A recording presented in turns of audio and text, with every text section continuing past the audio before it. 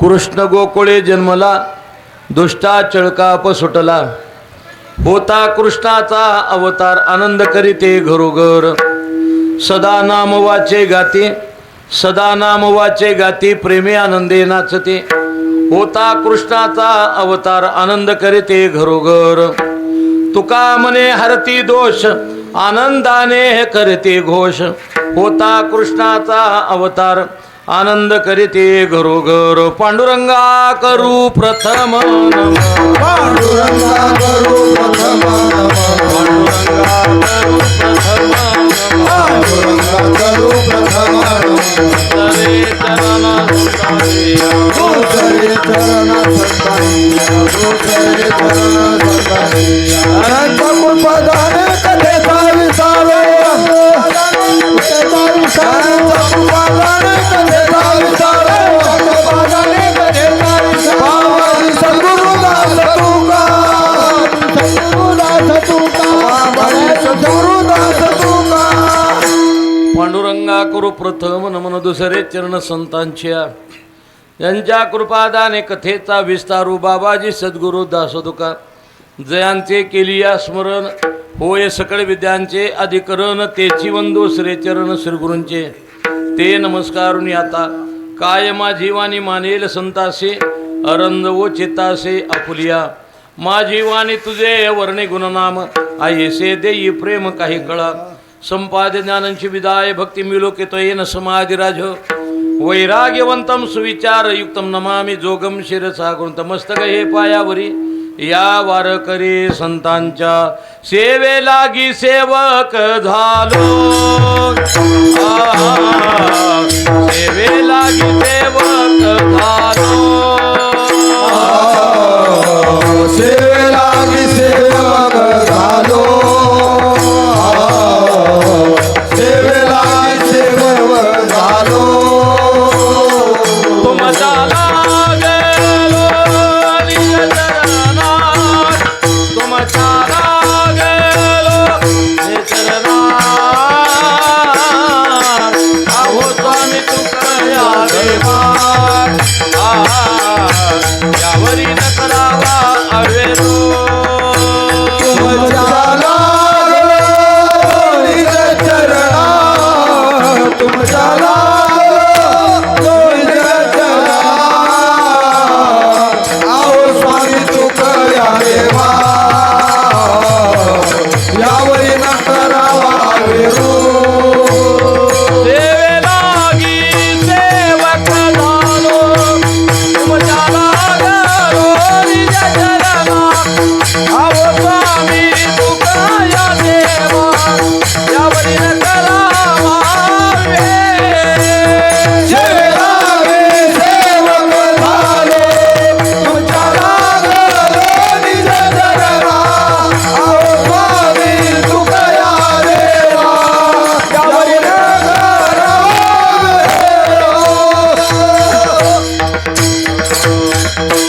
योऽन्त प्रविश्य मम वाचमिमां प्रसुप्तां संजीवयत्यखिल शक्तिधर सुधाम्ना, अन्यांशहस्तचरणश्रवणत्वगादीन् प्राणान् नमो भगवते पुरुषाय तुभ्यं, कृष्ण गोकुळे जन्मला, दुष्टाचळ काप सुटला, होता कृष्णाचा अवतार आनंद करीते घरोघर.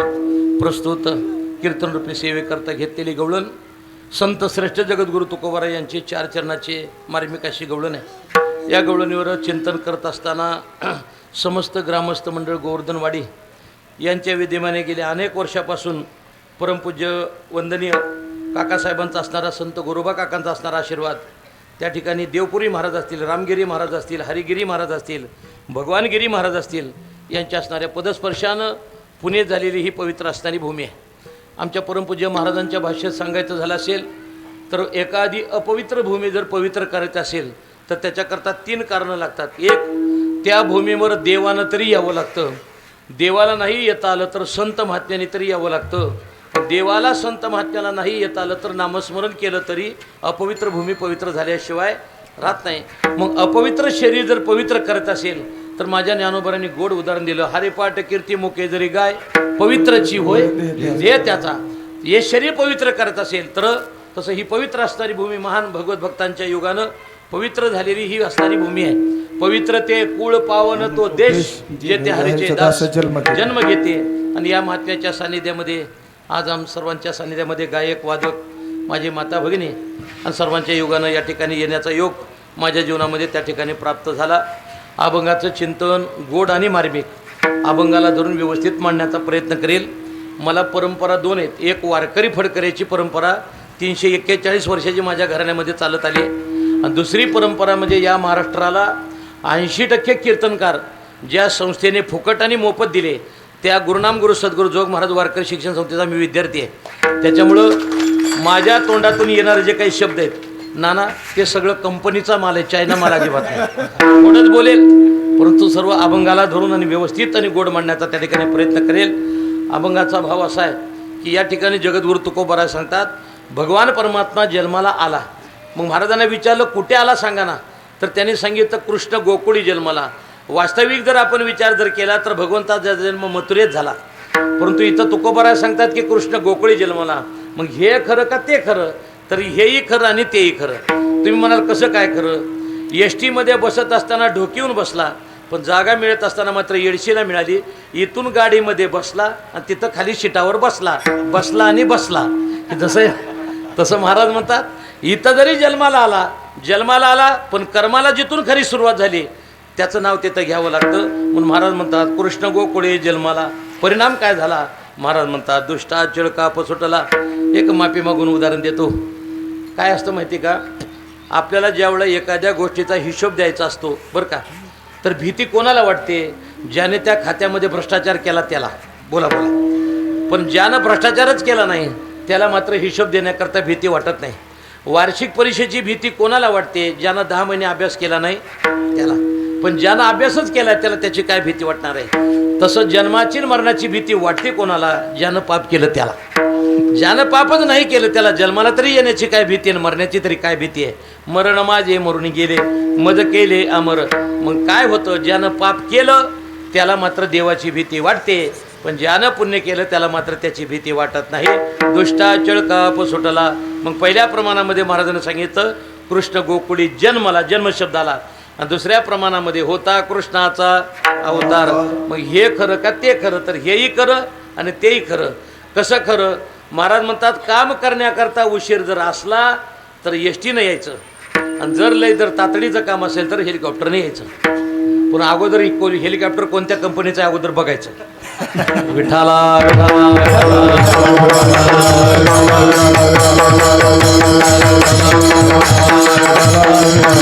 म्हणजे तातडीनं आपल्याला जायचंय, पण अगोदर त्याच्याकरता वाहनं हे ठरलेले आहेत. हे तसं काम करण्याकरता जर वेळ असेल तर कृष्ण गोकुळी जन्माला, आणि तातडीनं काम करायचं असेल तर होता कृष्णाचा अवतार. तातडीनं त्या ठिकाणी अवतार घ्यायचा.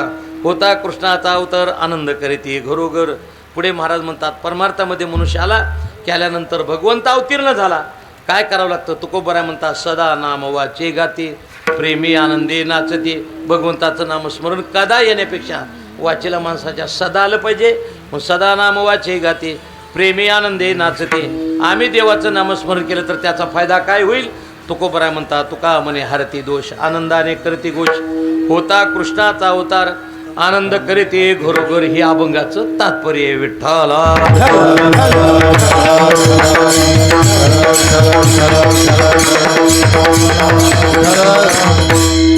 काला हा 3 प्रकारचा काला आहे.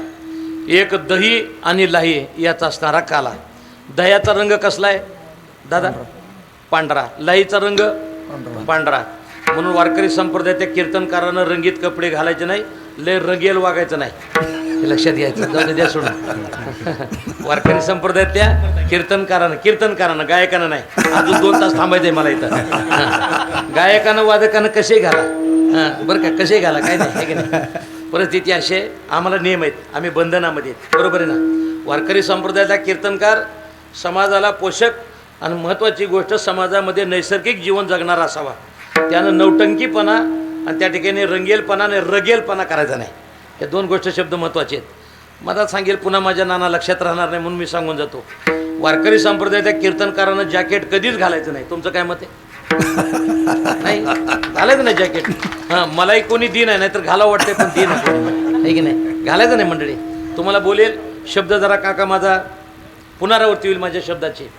माझा शब्द जरा तुम्हाला जड जाणार आहे. सोनं मातीत पडू द्या, सोनं चिखलात पडू द्या, नाहीतर विष्ठेत पडू द्या, सोन्याची किंमत कधी कमी होत नाही. बरोबर आहे ना? मग तुम्ही कशाला नवटंकीपणा करता? गुरुरे मारुतीबाबांनी कधी जॅकेट घातलं का? संदीपान महाराज हासेगावकर यांनी कधी जॅकेट घातलं का? मोठ्या कदम माऊलीने कधी जॅकेट घातलं का? बंडातात्या कराडकरांनी कधी जॅकेट घातलं का? नावं घेताना सुद्धा प्रसिद्ध कीर्तनकाराचे घ्यायचे नाहीत. वारकरी संप्रदायाच्या सिद्ध कीर्तनकाराचे नावं घ्यायचे, सिद्ध कीर्तनकाराचे. हे महत्त्वाचं आहे. आणि बाकीच्या भंगार कीर्तनकाराचे तर नावच घ्यायचे नाहीत आपण. ठीक आहे? आपण मोठ्याची लेकरं आहेत. मोठ्याची लेकरं म्हणजे आम्ही ज्ञानोबरायचे, तुकोबरायचे, गोरोबा काकांची आम्ही लेकरं आहेत. महत्त्वाची गोष्ट जोग महाराजांची आपले लेकरं आहेत. म्हणून माझं एक आवडतं प्रमाण म्हणतो मी, वेळ घालवण्याकरता नाही. आपण काय करायचं? आपण जर राजाच्या पोटी जन्माला आला असेल ना, तर आपल्यासारख्याने भीक मागायची नाही. राजयाची कांता काय भीक मागे, राजयाची कांता काय भीक मागे, राजयाची कांता काय भीक मागे, राजयाची कांता काय भीक मागे. मनाची जोगे सिद्धी पावे, मनाची जोगे सिद्धी पावे, सिद्धी पावे, सिद्धी पावे. गुरु सारिका असता पाटीराका, रे गुरु सारिका असता पाटीराका. मनाची जोगे सिद्धी पावे, मनाची जोगे सिद्धी पावे, सिद्धी पावे. सारिका असता पाटीराका, सद्गुरु सारिका असता पाटीराका.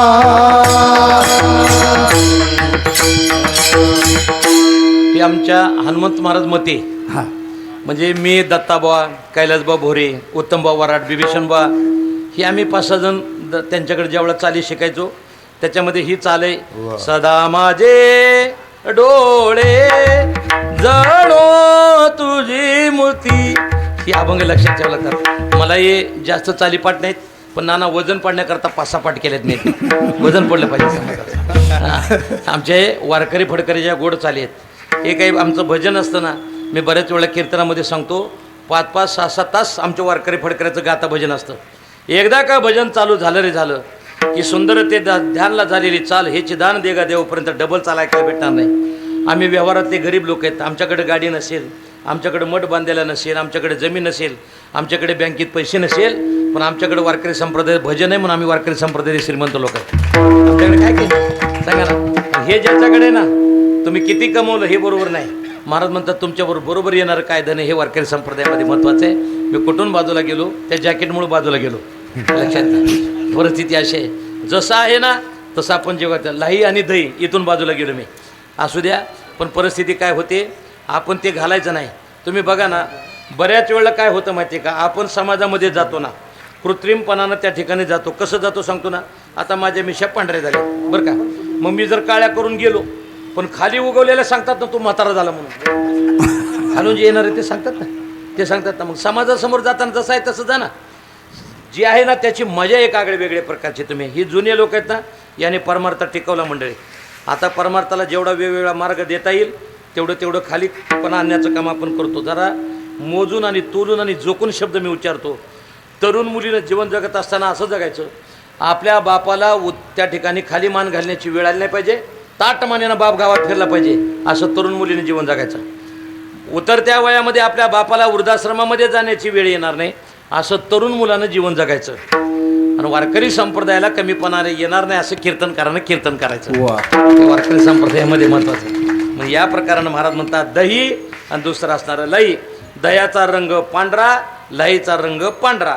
चला, जीव आणि ब्रह्म याचं ऐक्य होणं हा असणारा वारकरी संप्रदायाचा दुसरा काला. आणि तिसरा काला जो आहे ना, तो हरिनामाचा खिचडी काला, प्रेमे मोहिला साधने. मग तो काला कुठं करावा लागतो तर महाराज म्हणतात काला वाळवंटामध्ये त्या ठिकाणी करावा लागतो. तो का म्हणे काला वैकुंठी दुर्लभ. मग काला जोपर्यंत करत नाही तोपर्यंत वारकरी संप्रदायामध्ये सप्ताहाची सांगता नाही. समाप्ती कधी म्हणायची नाही वारकऱ्यानं, त्या ठिकाणी सांगता म्हणायचं. आमच्या सप्ताहाची सांगता होणार आहे. समाप्ती म्हणजे जे काम पुन्हा कधी करायचं नाही ते आपल्याला त्याला समाप्ती म्हणतात. हे सांगता आहे. आरंभ आणि त्याची असणारी सांगता या दोन गोष्टी केल्या जातात. आता मला सांगा, काला वैकुंठामध्ये नाही, काला कैलासामध्ये नाही, काला सत्यलोकामध्ये नाही. काला जो आहे ना फक्त या मृत्यूलोकामध्ये आहे. आपण जर पाहिलं 1 महिन्याचा उत्सव असू द्या, 7 दिवसाचा असू द्या, 15 दिवसाचा असू द्या, 3 दिवसाचा असू द्या, किती दिवसाचा उत्सव असू द्या, जोपर्यंत काला होत नाही तोपर्यंत त्याची सांगता होत नाही. मग काय होतं तुम्ही म्हणाल महाराज आम्ही तर काला दररोज लाई दही खातोच की. बाबा प्रपंचामध्ये काला नसतो, प्रपंचामध्ये कालवा असतो, आहे की नाही. प्रपंचामध्ये जेवढा असेल तेवढा कालवा आहे आणि परमार्थामध्ये मात्र त्या ठिकाणी काला आहे. आता इथं मुद्दा सांगून मी महाराज सांगतो की भगवान परमात्मा ज्या वेळेला या असणाऱ्या मृत्यूलोकामध्ये अवतीर्ण होतो किंवा जन्माला येतो, कधी होतो तर महाराज त्याला 3 कारणं सांगितली. एखाद्या व्यक्तीला साधूला त्या ठिकाणी जर त्रास होऊ लागला तर देव येतो, धर्माची संस्थापना करायची असेल तर देव येतो, आणि पापी लोकांचा नाश करायचा असेल तर देव जन्माला येतो. मग महाराजांना विचारलं, महाराज देव जन्माला आला पण आम्हाला सांगा ना कुठे आला. विठाला विठाला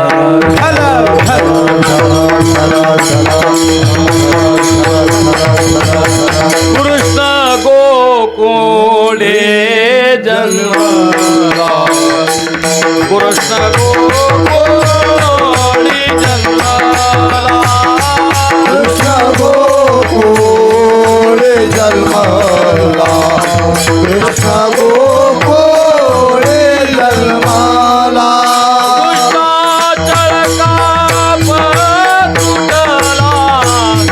दुष्टाचा पासूटला, दुष्टाचा पासूटला,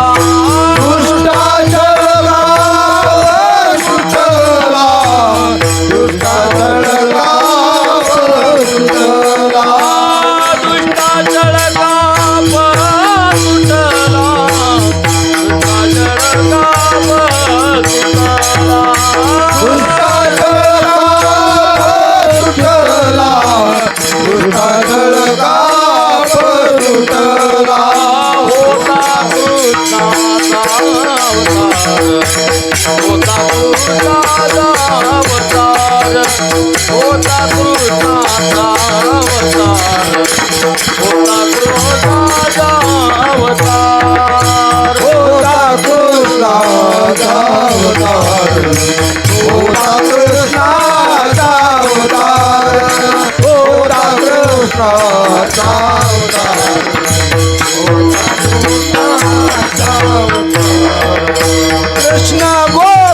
गोकुळी जन्मला, दुष्टाचा पासूटला, दुष्टाचा पासूटला, दुष्टाचा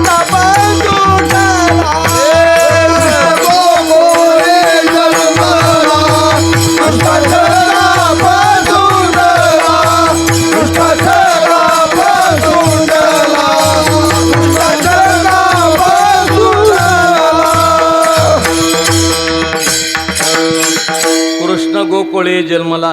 पहिला शब्द आला कृष्ण.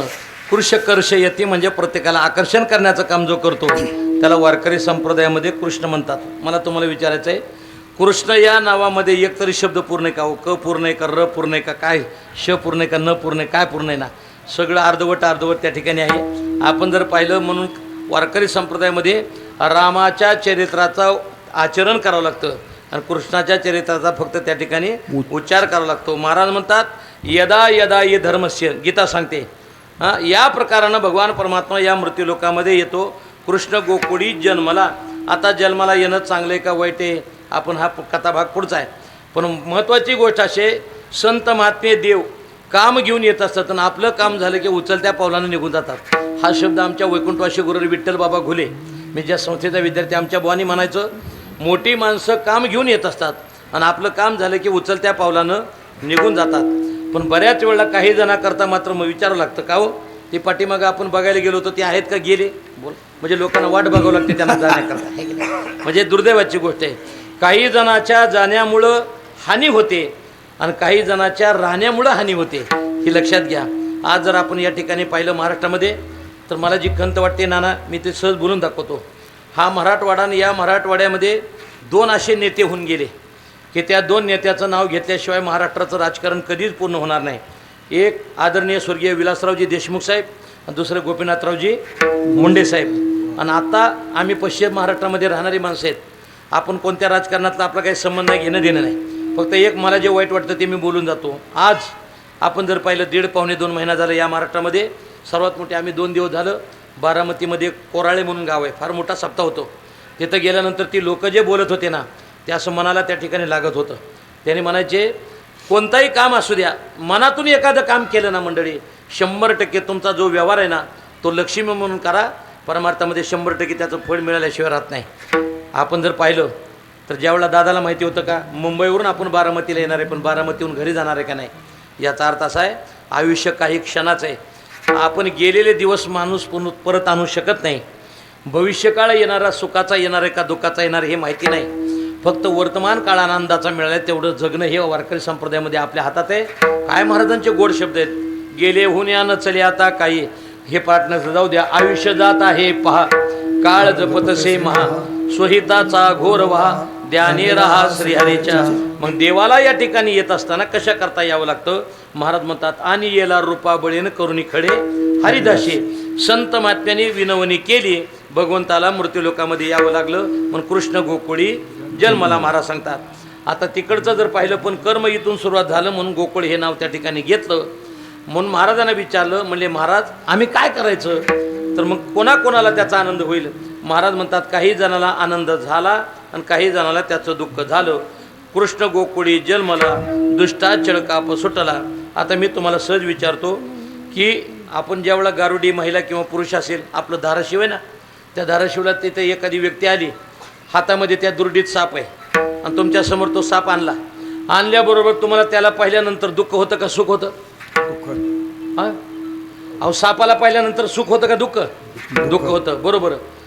त्या सापाला तुम्ही पाहिलं, आपण म्हणतो ते लांब घे रे बाबा, 5 रुपये दुधाला देतो पण तो लांब घे, बरोबर आहे. यदा कदाचित तो साप सुटला आणि नेमका आपल्या यष्टीत घुसला, किती आनंद होतो आपल्याला, बोला की आनंद होतो का आपल्याला? आपल्याला काय होतं? दुःख होतं. एक विचार करा, जी महिला त्या सापाला घेऊन दिवसभर फिरते, त्या सापाला पाहिल्यानंतर तिला सुख होतं आणि आपण पाहिल्यानंतर आपल्याला दुःख होतं. वस्तू एक आहे, पण एकाला सुख देते आणि एकाला त्या ठिकाणी दुःख देते. चला, गावात त्या ठिकाणी गावाला पाणी पुरवठा करणारी ज्यावेळेला एखादी विहीर आहे, त्या विहिरीकडे पाहिलं की गावातल्या लोकांना सुख होतं. पण ज्या महिलेचा मुलगा रांगत रांगत गेला, त्या विहिरीमध्ये पडला आणि त्याचा प्राण गेला, त्या महिलेला मात्र ती विहीर पाहिली की त्याचं दुःख होतं. आपल्याला सुख होतं पण त्याला दुःख होतं. वस्तू एकच आहे, पण एकाला सुख देते आणि एकाला दुःख देते. मग मला काय म्हणायचं आहे, भगवान परमात्मा आपल्याला सुख देतो आणि दुष्टाला मात्र दुःख देतो, असं आहे का? असं अजिबात नाही. फक्त काय होतं माहिती आहे का, काही माणसं स्वतःही पाप करतात आणि जगाला पाप करण्याकरता प्रवृत्त करतात. मग काय म्हणायचं, पतित वेगळा, पतित म्हणजे नकळत झालेलं पाप, ज्याला पश्चाताप झाला तो वारकरी संप्रदायातला पतित आहे. पण स्वतःहून पाप करून दुसऱ्याला पाप करण्याकरता जो प्रवृत्त करतो त्याला पातकी म्हणतात. त्याचं उदाहरण त्या ठिकाणी गोड देतो, गोड प्रमाण म्हणतो. मला सांगा, रावणानं मारीच्याला सांगितलं, मामा तुम्ही सोन्याचं हरिण व्हा, बरोबर आहे मी बोलतो ते, सोन्याचं हरिण व्हा. त्याने सांगितलं कशा करता व्हायचं, म्हणजे तुम्ही सोन्याचा हरिण झालात की सीतेला आशा निर्माण होईल किंवा लोभ निर्माण होईल. झालं की ती पतीला सांगेल की मला हे हरिण पाहिजे.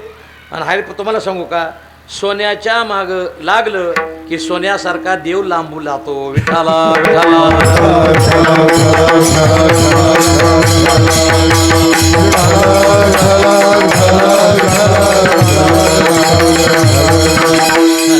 बऱ्याच वेळेला सोनेवाले सोते नाही, तुमच्या लक्षात आलं तर बरं, नाही त्याच्या सोनेवाले. मग एकच लक्षात ठेवायचं, वारकरी संप्रदायातल्या कीर्तनकारानं सोनं नाही घालायचं नाना. वारकरी संप्रदायातल्या कीर्तनकारानं सोनं नाही घालायचं. शेवटपर्यंत चारित्र्याला डाग पडू द्यायचं ना. हे सोन्यासारखं जीवन आहे. काय केलं? तुमची गाडी निघून गेली ना तर लोकांना त्याची किंमत केली पाहिजे. आमचे वैकुंठवासी रामकृष्ण महाराज वरबगावकर ही जशी परंपरा आहे तसं रामकृष्ण महाराज पुरी म्हणून होऊन गेले वरबगावला, केर तालुक्यामध्ये. आमच्या महाराजांचं दर्शन घेण्याकरता लोक त्या ठिकाणी वाट पाहिजे. यदा कदाचित जर गाडी निघून गेली तर तिथली माती लोक कपाळाला लावायचे. म्हणून एक लक्षात ठेवायचं, प्रपंच करत असताना डोकं नीट ठेवायचं आणि परमार्थ करणाऱ्या लोकांनी पाय कशानं भरू द्यायचे नाही, ते शुद्ध ठेवायचे. जोपर्यंत तुम्ही पाय चारित्र्य संपन्न जीवन जगाल तोपर्यंत वारकरी संप्रदायामध्ये किंमत आहे. मी एक शब्द जरा तोलून आणि जोखून वापरतो, जरा माफी मागून बोलतो. तुम्हाला सांगू का, एस टीमध्ये बसलेला मनुष्य खाली उतरला तर पुन्हा एस टीमध्ये त्याला बसता येतं, पण समाजाच्या मनातून एखादा जर उतरला तर पुन्हा त्याच्या हृदयामध्ये जागा करणं हे एवढं सोपं नाही. हे महत्त्वाचं आहे, हे लक्षात घ्या. म्हणून आपण खाली आलं नाही पाहिजे. आपली अवस्था हळूहळू डाळे डाळे केतुलेने एके वेळे तया मार्गाचे निबळे निश्चित टाके. मला मुद्दा काय सांगायचा होता, वस्तू एक आहे पण एकाला सुख देते आणि एकाला त्या ठिकाणी दुःख देते. मग महाराज तुम्ही म्हणाल भगवंत प्रत्येकाला सुख आणि कोणाला दुःख देतो का? असं काही होत नाही. ज्याचा त्याचा तो कर्माचा दोष असतो. त्याला गोड उदाहरण देतो, दुसऱ्या प्रमाणाकडे जातो. एकाच विहिरीचं पाणी आहे, पण विहिरीचं पाणी ज्यावेळेला ते पाटानं निघालं, अलीकडं चिंचचं झाड होतं, पलीकडे गेल्यानंतर मिरच्याची रोपं लावली होती, त्याच्या पलीकडे गेल्यानंतर ऊस लावलेला होता. परिणाम काय झाला? चिंच होती आंबट, मिरची होती तिखट, ऊस होता गोड.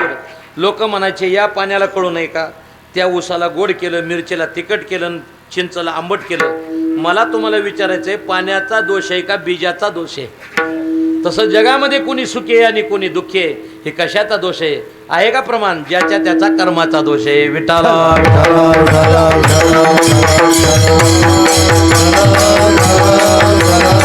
गेले कर्म झाले तेची भोगाले, गेले कर्म झाले तेची भोगाले, केले कर्म झाले त्याची भोगाले, केले कर्म झाले त्याची भोगाले. उपजले मेले ऐसे किती, उपजले आईचे किती, उपजले मेले ऐसे किती, उपजले आईचे किती. हरिमुखी गाता हर बली चिंता, हरिमुखी गाता हर बली चिंता, हरिमुखी गाता हर बली चिंता, हरिमुखी गाता हर बली चिंता. केले कर्म झाले त्याची भोगाले, उपजले मेले ऐसे किती. जरा गुरुवर्य दादांची भाषा थोडं बोलतो मी. भाषा म्हणजे मोठ्याच्या मुखातून आलेलं आपण घ्यावं लागतं. गुरुवर्य दादा सांगत असतात, एकाच आव्यामध्ये भाजलेली गाडगी आहे, बरोबर आहे ना? एक गाडगं त्या ठिकाणी दह्याला जातं, हां, एक ते विरजन घालण्याकरता म्हणजे वेगवेगळ्या प्रकारानं जातं. दुसरं जे गाडगं आहे ना ते गाडगं कुठं जातं? ज्या वेळेला आपण जातो ना गेल्यानंतर त्या ठिकाणी पुढं धरायला तिथं ते गाडगं जातं, बरोबर आहे ना? एक गाडगं इथं जातं, एक गाडगं तिथं जातं, एक गाडगं म्हाताऱ्याला लक्षात येतं की नाही मला ठोकायला जातं. एकाच आव्यामध्ये भाजलेले गाडगे आहेत, पण ज्याचं त्याचं कर्म वेगळं आहे. एकाच खाणीमध्ये निघालेला दगड, एकाची मूर्ती बनवली जाते, त्याच्या लोक पाया पडतात. दुसरं भिंतीला दगड जातो, तिसरा पायरीला जातो. म्हणजे ज्याचं ज्याचं कर्म जसं आहे तसं तसं माणसं त्या त्या प्रकारानं त्या त्या अधिकाराला जातात. मग मला सांगा ना, याच्यामध्ये बीजाचा दोष आहे. त्याच्या महाराज म्हणतात देवानं कोणालाही त्या ठिकाणी सुखी आणि दुःखी त्या ठिकाणी केलेलं नाही. याच्याकरता महाराज म्हणतात दुष्टा चळका पसुटला. उदाहरण राहिलं ना मारीच्याचं. मारीच्यानं त्या ठिकाणी सांगितलं की मामा हे रावणा काय म्हणतो ते म्हणे, फक्त तू एक काम कर, तू सोन्याचा हरिण हो. हरिण झाला की तिला आशा निर्माण झाली की ते तिकडे येईल, तोपर्यंत सीतेला हिरावून येण्याचं काम मी करू. रावणानं सांगितलं, त्या मारीच्यानं सांगितलं, रावणा मी ते पाप करणार नाही. काही लोक पाप करतात पण पाप करण्याकरता भीतात. त्यानं सांगितलं मी ते पाप करणार नाही. ते मला तुला माहिती का नाही, ते मला का करणार नाही काम? ते मला एकदा प्रभू रामचंद्र लक्ष्मण लहान होते त्यावेळेला त्यांनी मला एकदा जखमी केलं होतं. आता तर ते मोठे झालेत, मग आता मला जिवंत ठेवणार, त्याच्यामुळं मी तिथं सोन्याचा हरिण होणार नाही. रावणानं लगेच सांगितलं, तू काम ऐकणार नाही का? ते मला नाही ऐकणार. ते मला एक लक्षात घे, त्यावेळेला राम ज्यावेळेला मारेल त्यावेळेला मारेल, पण माझं काम जर नाही ऐकलं तर तुझ्या पाठीमागं ईडी लावेल. नाही हे हो नाही, मी तिथलं सांगतो, माझ्या तोंडातून ईडी गेलं. विठाला विठाला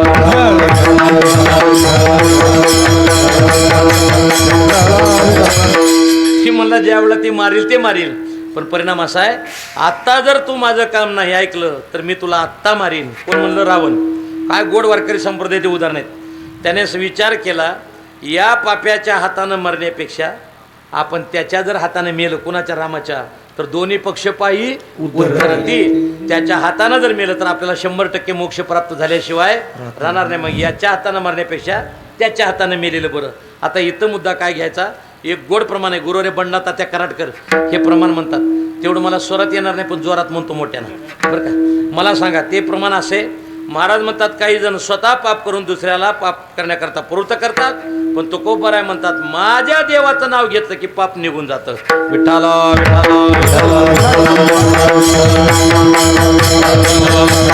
तो का म्हणे महा पातकी पतित,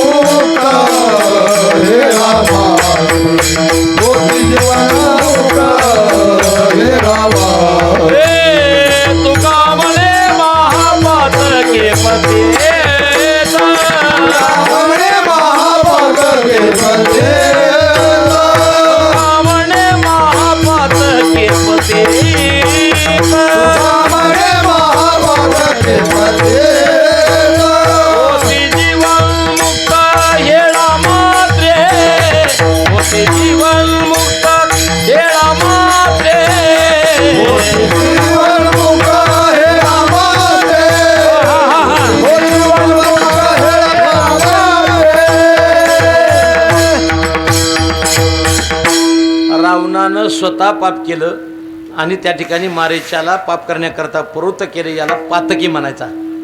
म्हणजे पातकी स्वतः पाप करून जगाला पाप करण्याकरता लावतो, पण माझ्या देवाचं नामस्मरण केलं की पतित असू द्या नाहीतर पातकी असू द्या, त्याचा उद्धार झाल्याशिवाय राहत नाही. म्हणून महाराज म्हणतात, पाप करणाराला त्याची भीती वाटते. रावणानं पाप केलं मग दुष्टाचळ काप सुटला.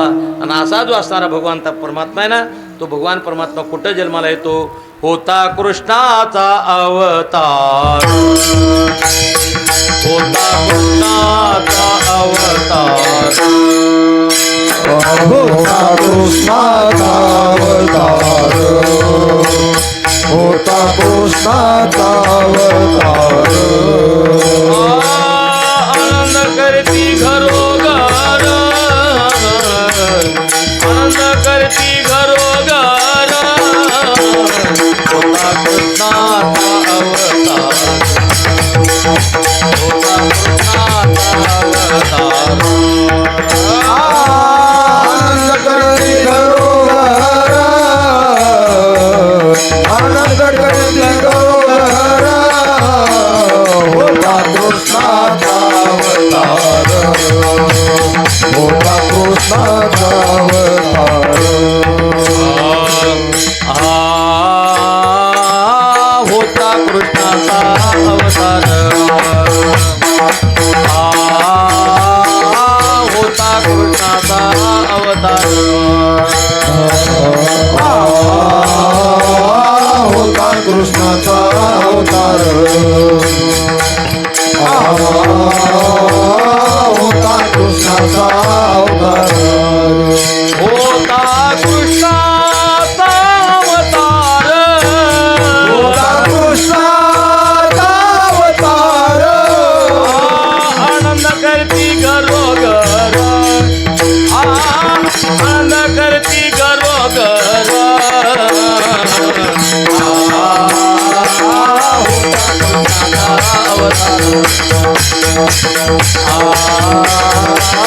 होता कृष्णाचा अवतार आनंद करीती घरोघर आनंद करीती घरोघर आनंद करीती घरोघर आनंद करीती घरोघर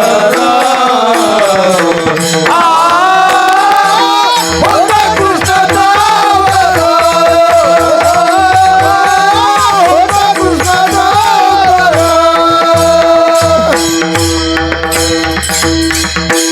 ही चाल आमचे उमेश दशरथी आमचे वारकरी संप्रदायातले फार मोठी एक विद्वान कीर्तनकार आहेत. उमेश दशरथीची आवडती चाल आहे.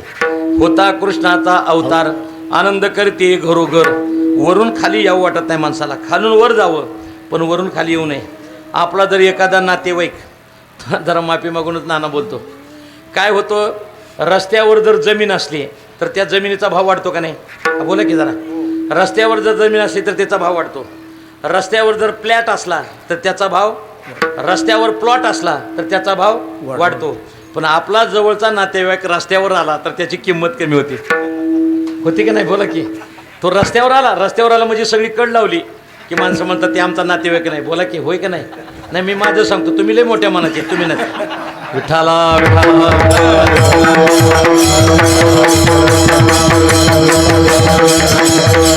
तसं खालून मनुष्य वर गेला पाहिजे, वरून खाली आला नाही पाहिजे. मला एक बुवांचे शब्द आठवतात. आमचे बुवा म्हणायचे प्रपंचामध्ये माणसानं खाली बघावं आणि परमार्थामध्ये माणसानं आपल्यापेक्षा मोठ्या माणसाकडे बघावं. तुम्ही बघा ना, जो विमानात बसलाय ना त्यानं 4 चाकी चाललेल्या गाडीत त्या माणसाकडे बघायचं. 4 चाकीमध्ये जो चाललाय ना त्यानं 2 चाकीवर मोटरसायकलवर चाललाय त्याच्याकडे बघायचं. मोटरसायकलवाल्यानं काय करायचं? जो सायकलवर निघालाय ना त्याच्याकडे बघायचं. आणि सायकलवाल्यानं काय करायचं? जो चालत निघालाय ना त्याच्याकडे बघायचं. आणि चालत निघालाय ना त्यानं कोणाकडे बघायचं? ज्याला पायच नाहीत, एका ठिकाणी बसलाय त्याच्याकडे बघायचं. म्हणजे आनंद होतो. आता पुढचं जरा गात्यात नाही मात्यात सांगतो तुम्हाला. आपल्या घरातली दादा लाईट गेली बरं का, मृदंगाचारी, आपल्या घरातली लाईट गेली तर आपण काय करतो रे? देवा नाही लावीत, पहिल्यांदा शेजारची आहे की नाही बघतो बाहेर. एवढे लय मोठे देवा लावणारे बघितले बघे नाही. पहिल्यांदा बाहेर येतो, आल्याबरोबर नाही मी बघतो, तुम्ही लय मोठ्या मनाचे तुम्ही नाही. आपण काय करतो? पहिल्यांदा आलं जर त्या ठिकाणी शेजारच्या घराकडे बघतो आणि त्याची जर लाईट गेलेली असली तर मग झाले समाधान पाहिजे ठीक आहे ना. आणि जर यदा कदाचित आपली लाईट गेली आणि शेजारीचं जर असली तर मकर कुंडले तळपती श्रवण म्हणजे आपल्याला तळमळ त्या ठिकाणी होते. आपण काही एवढ्या मोठ्या मनाचे नाहीत. परिस्थिती अशी होते. तसं महाराज म्हणतात अवतार भगवान परमात्म्याचा झाला. होता कृष्णाचा अवतार आनंद करती घरोघर. अवतरती म्हणजे वरून खाली त्या ठिकाणी येणे. संत महात्मेही अवताराला येतात आणि भगवान परमात्माही अवताराला येतो. काय तुकोबराचे गोडे शब्द आहेत. महाराज म्हणतात संत महात्मे अवताराला येतात आणि सगळं जगाचं कल्याण करतात. भगवान परमात्मा अवताराला येतो पण पुण्यवाल्याला सहकार्य करताना पाप्याला संपून टाकतो. एक गोड उदाहरण तुकोबराचं बघा तुम्ही. 4 भाऊ जर एकत्रित राहिले तर कुटुंब सुखी होतं. हो ना, बोला. कुटुंब सुखी होतं. गावातले सगळे घरं एकत्रित आले, आनंद मानला तर गाव सुखी होतं. सगळे जर गाव एकत्रित आले तर तालुका सुखी होतो. सगळे तालुक्यातले गावं जर एकत्रित आले तर जिल्हा सुखी होतो. सगळे जिल्हे एकत्रित आले तर महाराष्ट्र सुखी होतो. सगळ्या देशातली गाव राज्य एकत्रित आले तर देश सुखी होतो. सगळे देश एकत्रित आले तर त्या ठिकाणी जग सुखी झाल्याशिवाय राहत नाही. माझ्या ज्ञानोबरांनी सांगितलं किंबहुना सर्व सुखी पूर्ण होऊनी हे लोके. जगाला मागत असताना एवढंच निवृत्तीनाथ महाराजाला मागितलं, मला काही नको, फक्त जगाला सर्व सुखी करण्याचं काम तुम्ही करा. तसं संत महात्मे अवतार आलं की जगाला सुखी करतात. आणि काही वेळा भगवान परमात्मा मात्र पापी आहे ना त्यांना संपवण्याचं काम करतो आणि पुण्यवानाला सांभाळण्याचं काम करतो. होता कृष्णाचा अवतार आनंद करीती घरोघर. प्रत्येकाच्या घरात आनंद होतो. 1-2 उदाहरण देतो. पाप शब्द आला. पाप शब्दाला विरोधी शब्द कोणता आहे? पाप. पुण्य. चांगला वाईट. सुखी दुःखी. आनंद बोला की. अहो सुखी दुःखी. पाप पुण्य. चांगला वाईट. आनंद हा शब्द आला की त्याला प्रतिस्पर्धी शब्द जगात निर्माण झाला नाही. नाही आनंदाशी जोडा.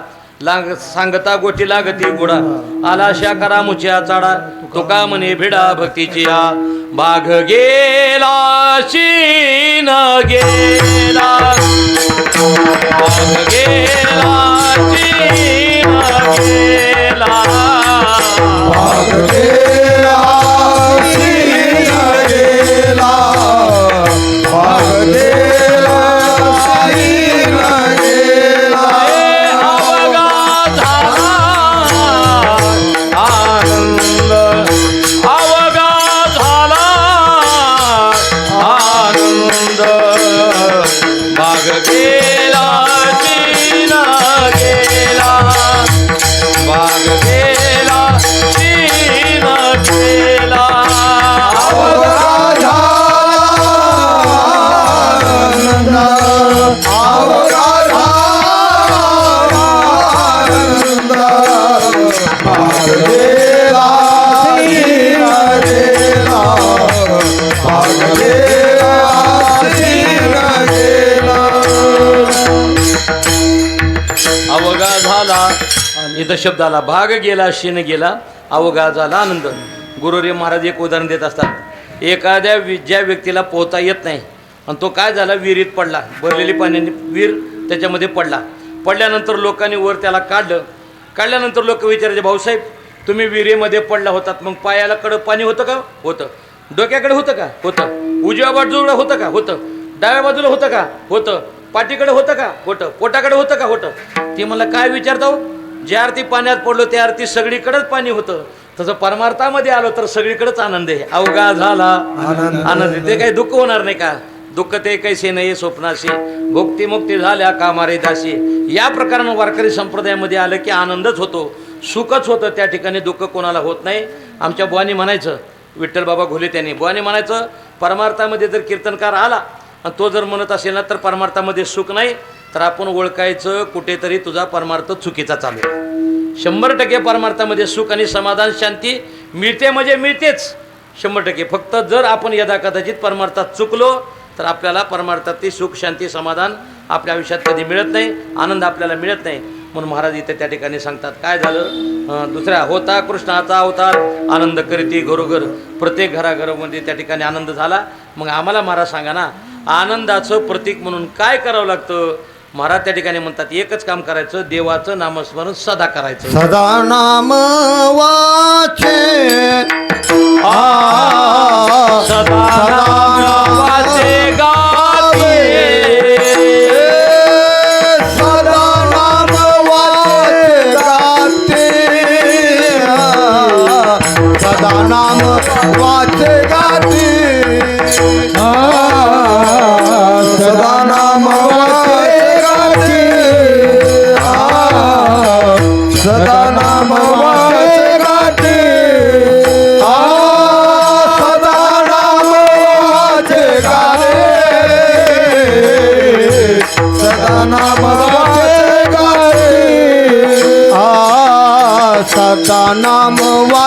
गाती सदा नाम वाचे गाती सदा नाम वाचे गाती सदा नाम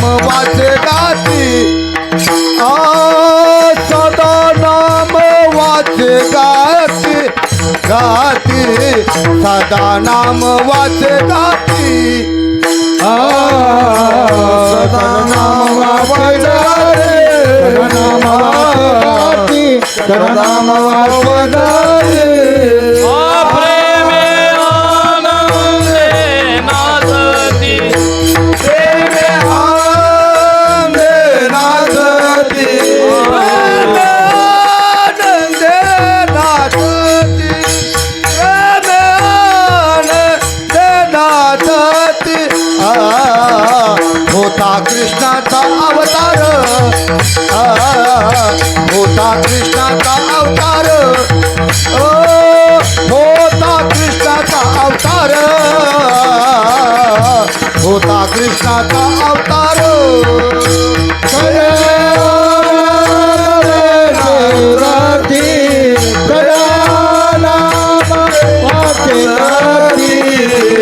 होता कृष्णाचा अवतार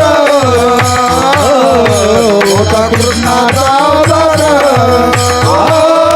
होता कृष्णाचा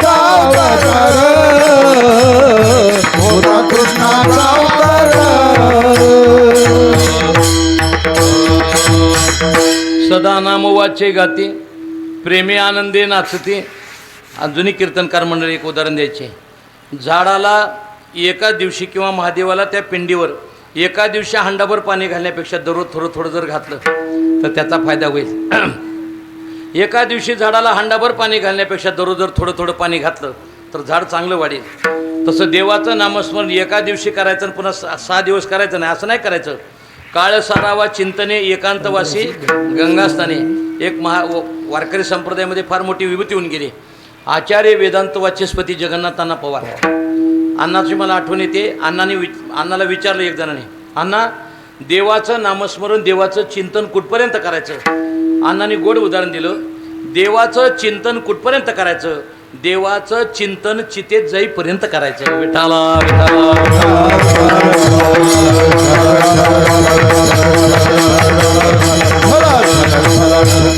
चिंतन कुठपर्यंत, जोपर्यंत हे शरीर चितेमध्ये जात नाही तोपर्यंत देवाचं नामस्मरण करायचं.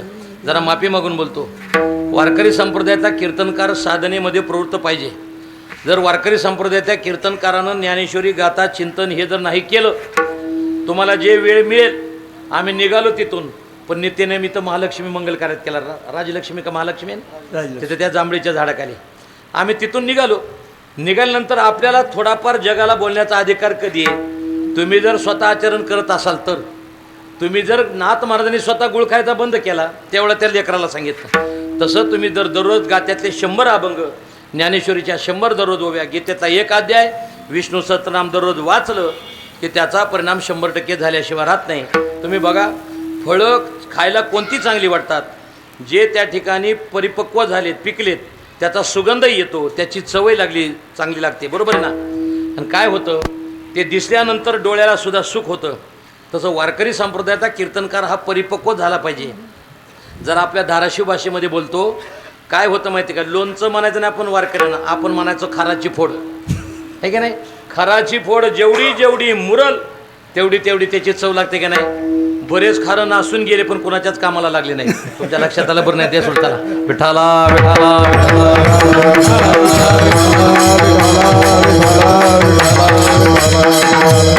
आपण काय करा, जी वेळ मिळेल, ज्या ठिकाणी मिळेल त्यावेळा देवाचं नामस्मरण करा. सदा नाम वाचे गाते.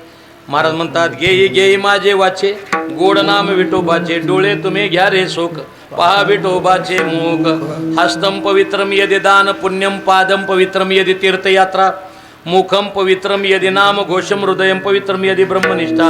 हात पवित्र होतो टाळी वाजल्यानंतर, डोळे पवित्र होतात देवाला पाहिल्यानंतर, कान पवित्र होतात त्याचं नामस्मरण श्रवण केल्यानंतर, आणि पाय पवित्र होतात तीर्थयात्रा केली तर. जव हे सगळं सिद्ध आहे. हात चालावया पाय तव तो आपले सोयीत पाय, तीर्थयात्रे जाय चुक नको. सदा नाम वाचे गाती, प्रेमी आनंदे नाचती. आता तुम्हाला माहिती का नाही मला माहिती नाही, पण पहिलं मला वाटतं लातूरचा सुद्धा जिल्हा धाराशिवच होता. बरोबर. तर आता लातूर स्वतंत्र जिल्हा झाला आणि त्याच्यामध्ये पलीकडं मला वाटतं नांदेड आणि लातूरच्या बाँड्रीवर माळेगाव म्हणून गाव आहे बघा. माळेगाव कशाकरता प्रसिद्ध आहे? माळेगाव आहे की नाही. माळेगाव घोड्याकरता प्रसिद्ध आहे. आणि जेजुरी, हां जेजुरी तुम्हाला सांगू का, माळेगावला जेवढा घोड्याचा बाजार मोठा भरतो तेवढा जेजुरीला गाढवाचा मोठा बाजार भरतो. गाढवा नाही, ही काही विनोद म्हणून ऐकू नका. गाढवाचा बाजार महाराष्ट्रात सगळ्यात मोठा जर कुठं असेल तर तो जेजुरीला आहे. हां, मग या प्रकारानं तिथं ज्यावेळेला माळेगावला काही यात्रा असते बघा, ती जत्रा असते. त्या जत्रेमध्ये एक मनुष्य ज्यावेळेला तिकडं निघाला आणि जात असताना पत्नीला म्हणू लागला, का गं मी माळेगावला जाऊ का? पत्नी काहीच बोल ना. आपण संसारिक लोक आहेत, साधे संसारिक नाही, शेंडी सहित बुडालेली साधे संसारिक आहेत. मग परिणाम असा झाला, ते पत्नीला म्हणू लागला, का गं माळेगावच्या जत्रेला मी जाऊ का? पत्नी काहीच बोलली नाही. काही नाही बोलल्यानंतर ओळखायचं हिच्या मनात काही जाऊ म्हणून नाही. मग दुसऱ्या दिवशी पुन्हा म्हणू लागला, जत्रा संपायची वेळ आली, मग मी जाऊ म्हणतोय. पत्नी म्हणली, कशाला जायचंय? मग तिथं घोडे जसे येतात तसं पोपट, बदक, माकडं सगळेच विकायला येतं तिथं, आहे की नाही. मग हा पत्नीला म्हणू लागला, मला वाटतंय एखादं माकड घेऊन यावं, एखादं माकड घेऊन यावं. मग पत्नी ग बसली, ह्यानं ग बसव का नाही. ती पुन्हा म्हणला, होय ग मी काय म्हणतोय, एखादं माकड मिळालं तर घेऊन येतो. ती रागवलेली होती. ती म्हणली, घरात एक माकड असताना दुसरं माकड आणतात कशाला? तुमच्या येतं का नाही लक्षात नाही तर त्या सोडता. ती काय म्हणली, घरात एक माकड असताना दुसरं माकड आणता कशाला? दया अपमान वाटतोय, हसणं सुद्धा साधे तुम्ही आहे की नाही. मला सांगा, घरात एक माकड असताना दुसरं माकड आणता कशाला? याला ज्ञानोबराची ओवी. ही काही विनोद किंवा मनोरंजन नाही. चित्ताराधी स्त्रियेचे नि छंदे नाचे, माकड गारुड्याचे जैसे होय. काय ज्ञानोबराची गोडवी. तुम्ही जर स्त्रीच्या मनाप्रमाणे वागत असाल तर तुमच्यात आणि माकडात काही फरक नाही. ही ज्ञानोबराची ओवी. ज्ञानोबराने सांगितलं मग नाचा, पण कुठे नाचा? नाचू कीर्तनाचे ज्ञान दे बोलावू जगी. या प्रकारे आपण सदा नाम वाचे गाते, प्रेमे आनंदे नाचते, होता कृष्णाचा अवतार आनंद करते घरोघर. तुका म्हणे हरते दोष, तुका म्हणे हरते दोष, हरती दोष, हरती दोष. आनंदाने करते घोष, आनंदाने करते घोष, आनंदाने करीती घोष. होता कृष्णाचा अवतार, होता कृष्णाचा अवतार. आनंदाने करती घोष, आनंदाने आनंदाने करती घोष. होता कृष्णाचा अवतार, होता कृष्णाचा अवतार. होता कृष्णाचा अवतार, होता कृष्णाचा अवतार. होता कृष्णाचा अवतार, होता कृष्णाचा अवतार. आनंद करते घरोघर, आनंद करते घरोघर. आनंद करते घरोघर, आनंद करते घरोघर. होता कृष्णाचा अवतार, होता कृष्णाचा अवतार, होता कृष्णाचा अवतार, होता कृष्णाचा अवतार. होता कृष्णाचा अवतार, होता कृष्णाचा अवतार, होता कृष्णाचा अवतार, होता कृष्णाचा अवतार. कामने हरते दोष, आनंदाने करती घोष. होता कृष्णाचा अवतार, आनंद करते घरोघर. देवाच्या जवळ गेलं की 100% आपल्याकडे जे असणारं पाप आहे ते पाप त्या ठिकाणी संपल्याशिवाय राहत नाही. एक 3 उदाहरण देतो. ठोबा रुक्माई भजन घेऊन काल्याच्या प्रसंगाकडे मी वळतो. आता इथं हे पहिलंच कीर्तन आहे माझं, बरोबर? पहिलंच नाही कीर्तन, याच्या अगोदर झालेलं नाही, पहिलंच कीर्तन आहे. म्हणून तुमच्याकरता काही जणांकरता उदाहरण देतो. काही जणांनी ऐकलं असेल किंवा काही जण ऐकलं नसेल ते ऐका. मी तुम्हाला विचारतो दादा, उंदीर मांजराच्या भेटीला गेला आणि 4 दिवसानं परत आला, होय म्हणा? मी एवढ्या लांबून आलोय पंढरपूर, होय म्हणा? होय म्हणा की, होय म्हणा. अहो होय म्हणा की. मृदंगाचार्य तुम्ही तरी होय म्हणा. नाही ह्याच्यामुळे तर मी इकडे कीर्तनाला येत नाही असतं, आहे की नाही? हां, खोट्याला अनुमोदन देत नाही म्हणून तर मी येत नाही. तुम्ही सांगू बघा, उंदीर मांजराच्या भेटीला गेला, परत आला का? नाही. 2. मासा बगड्याच्या भेटीला गेला, परत आला का? 2 झाले का? मीठ पाण्याच्या भेटीला गेलं, परत आला का? 3 झालं. साप मुंगसाच्या भेटीला गेला, परत आला का? नाही. आणि आता ज्ञानोबराची प्रमाण आहे. ज्ञानोबरा म्हणतात कापूर अग्नीच्या भेटीला गेला, परत आला का? नाही ना. मग कापुराचे वाते उजळलेल्या ज्योती ठाईत समाप्ती, हरी उच्चारणी अनंत पापराशी जातील लयाची क्षण मात्रे. तसं महाराज म्हणतात, तो का म्हणे हरती दोष, आनंदाने करते गोष. होता कृष्णाचा अवतार, आनंद करते घरोघर. विढोबा तो काय म्हणे हरती दोष, आनंदाने करते गोष. देवाधी देवा जगत्रय जीवा, देवादी देवा जगत्रय देवा, देवाधी देवा जगत्रय जीवा, देवादी देवा जगत्रय देवा. हरे श्री केशवा विनंती मा, हरे श्री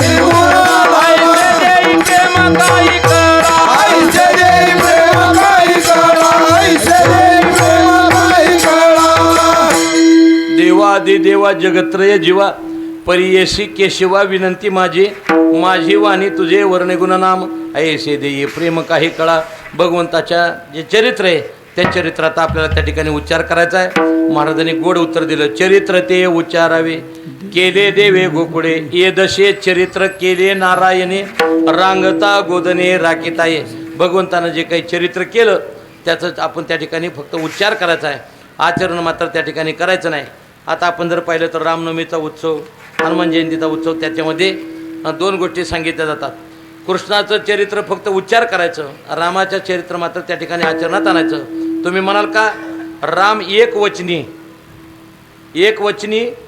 एक पत्नी एक बाणी त्याच्यामुळे हे आचरणामध्ये आणायचं एक वचनी एक पत्नी एक बाणी बरोबर आहे ना आणि कृष्णाकडे पाहिलं तर अनेक वचने अनेक पत्न्या आणि अनेक बाण्या ठीक आहे हा महाराज भक्ती बाबांचा शब्द आहे ते म्हणायचे अनेक बाण्या अनेक पत्न्या त्याच्यामुळे तिथं आपण काय करायचं तिथला विचार करायचा नाही इकडचा मात्र आपण त्या ठिकाणी विचार करायचा मग काय झालं भागवतामध्ये आपण ऐकलं असेल सुतपा आणि पृष्णी याने भगवंताची तपश्चर्या केली कृष्णाची नाही म्हणायचे कारण तिथून पुढे जन्म घेतलेला वेगळा आणि सुतपा आणि पृष्णी यांनी भगवंताची तपश्चर्या केली आणि केल्यानंतर सांगितलं म्हणजे देवा आमच्या पोटी जन्म घ्या ना ते म्हणजे या वेळेला नाही पुढच्या वेळेला मात्र नक्की तुमच्या पोटी मी जन्म घेईन त्यावेळेला मग काय करणार आता तुम्ही एक काम करा मग तुम्ही वसुदेव देवकी व्हा ते सुतपा आणि पृष्णी वसुदेव देवकी झाले झाल्यानंतर म्हणजे आता मी तुमच्या पोटी जन्म घेऊ शकतो जन्म घेतो म्हटल्यानंतर हे झाले वसुदेव देवकी झाल्यानंतर त्यांनी ज्या वेळेला ते आपल्या मराठवाडी भाषेमध्ये वरात निघाली म्हणा की थोडक्यात आणि निघाल्यानंतर त्याच्यामध्ये आकाशाची वाणी झाली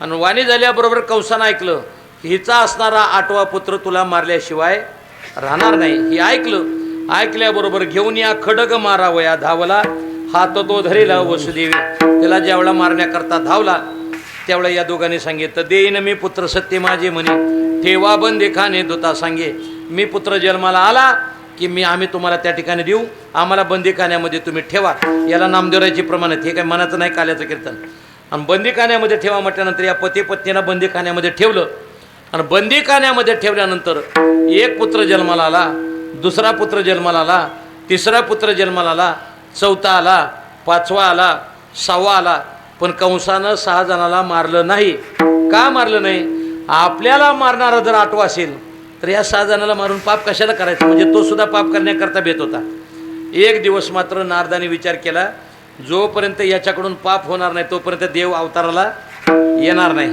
मग नारद उठले आणि सहज कंसाकडे गेले आणि कंसाला विचारलं कसं काय चाललंय ते मला बरं चाललंय पण यानं कंसानं नारदाला विचारलं म्हणजे नारदा तुम्ही कसं काय आलात तर ते म्हणले सहज आलो तुम्हाला सांगतो सहज येणारे लय घातक असतात बघा तुम्हाला लक्षात आलं तर बरं नाही त्याने सांगितलं मी सहज आलो ते म्हणले सहज म्हणजे हां मग ते सांगा काय ते म्हणले ती तुमच्या बहिणीचे पुत्र जन्माला आले का ह्याला काय माहिती नव्हतं का काय असतं विचारावं लागतं असं बघा ना तुम्ही एखाद्या महिलेला जर रडू जरी नसेल आपण उगाच त्या ठिकाणी म्हणायचं काय असू द्या पण तुमचं आम्हाला लयच वाईट वाटतं तिनं नाही रडली तर बोला तुम्ही 100% ते रडणार मग हे काय म्हणतं लगे म्हणायला चालू केलं कंसा तुमचं मला फारच वाईट वाटतंय ते म्हणले का फारच वाईट वाटतंय म्हटल्यानंतर ते मला कशा करता अहो तुम्हाला माहिती नाही हे 6 जण तुम्ही मारून टाका ते मला त्याला नाही मारणार मी 8वा जन्माला लकी मारेन ते म्हणजे तुला माहिती नाही कधी कोणाची युती होईल आणि कधी कोणाची महाविकास आघाडी होईल कोण कोणत्या पक्षात जाईल हे माहिती का आपल्याला माहिती का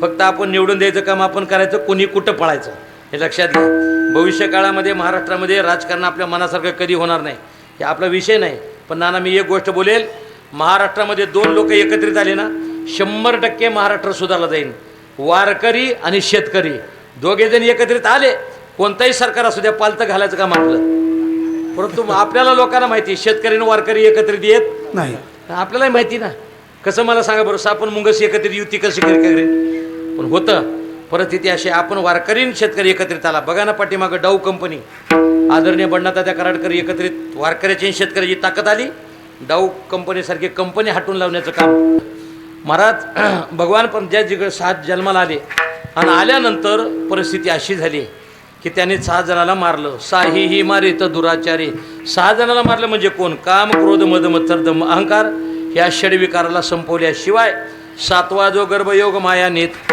आश्चर्य करीत मना माझे 7वा गर्भयोग माया नेला 8वा भगवान परमात्मा ज्यावेळा तिथं जन्माला आला, पण किती वर्षाची मूर्ती प्रगट झाली? 8 वर्षाची. आई वडिलांनी त्या ठिकाणी सांगितलं, बाबा 8 वर्षाचा प्रगट झाला. लोकांना जर सांगितलं हे आमचं लेकरू, तर लोक म्हणतील काय भूत आहे का काय? 8 वर्षाचं लेकरू असतं का? मग काय करा, लहान होय भक्ती केला तैसा पुरवे धरावे ते इच्छा. भगवंत लहान झाले आणि आई वडिलाला विनंती केली, काय आई बाबा इथं तुम्ही मी जन्माला आलो याचा तुम्हाला आनंद झाला, पण ही गोष्ट जर कंसाला कळली तर तो मला मारल्याशिवाय राहणार नाही. माझी विनंती आहे तुम्हाला, काय करा, एका टोपलीमध्ये मला घाला. नंदा जागराला नंदा जागराला मजने ही गोकुळा वा मजने ही गोकुळा.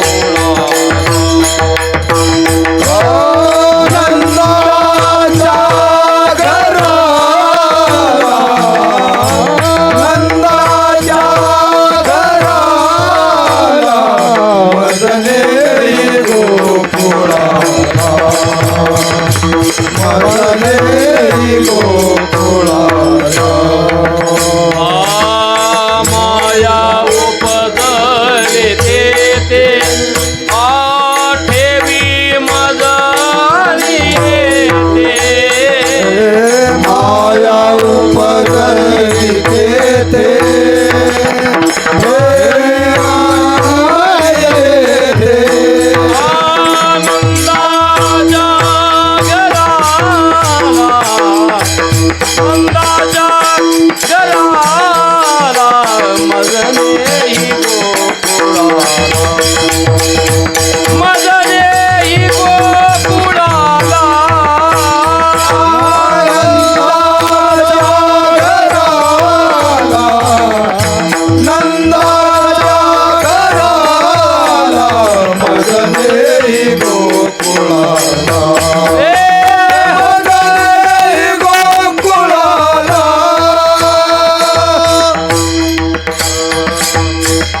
नंदाच्या घराला मजने हे गोकुळाला.